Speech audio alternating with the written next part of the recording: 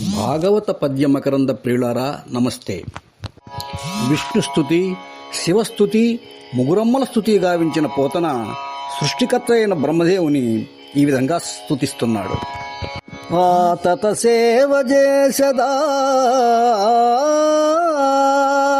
సమస్త చరాచర భూత సృష్టి విజ్ఞాతకు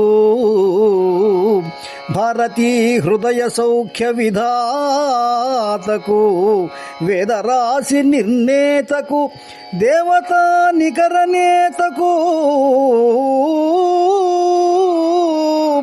కల్మషజేతకున్ నత్రాతకు ధాతకున్ నిఖిల తాపసలోక శుభప్రదాతకు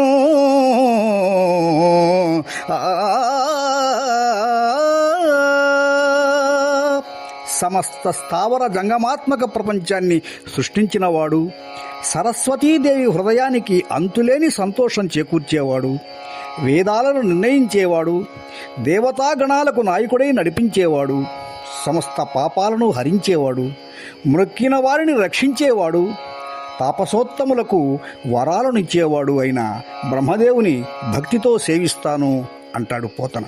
ఇదే సమయంలో మానవ జన్మ సాఫల్యానికి సంబంధించిన ఒక పద్యం చెబుతాడు పోతన. ఈ పద్యం ప్రతి మనిషి తెలుసుకొని నడుచుకుంటే ఆ వ్యక్తి జన్మ సఫలమైనట్లే. చేతులారంగ శివుని పూజింపడేని,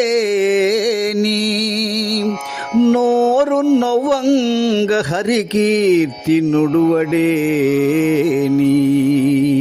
చేతులారంగ శివుని పూజింపడేని, నోరు నవ్వంగ హరికీర్తి నుడువడేని. దయయు సత్యంబులోనుగా తలపడేని,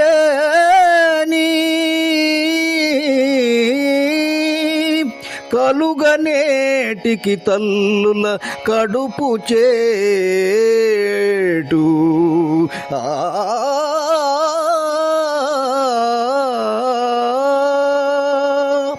ఈ లోకంలో పుట్టిన ప్రతి వ్యక్తి చేతులారా శివుని పూజించాలి, నోరు నవ్వంగా అంటే నోరారా విష్ణువుని కీర్తించాలి, అన్ని ప్రాణుల పట్ల దయ కలిగి ఉండాలి, సత్యనిష్ట మనసులో నిలుపుకోవాలి. అలా చేయగలిగిన వాడు మనిషి అనిపించుకుంటాడు. అలా కానివాడు పుట్టడం దేనికి? తల్లులకు కడుపు చెడగొట్టడానికే కదా అంటాడు పోతన. మానవ జీవన సాఫల్యానికి మనిషి ఎలా బ్రతకాలో ఒక చిన్న పద్యంలో గొప్పగా చెప్పాడు పోతన.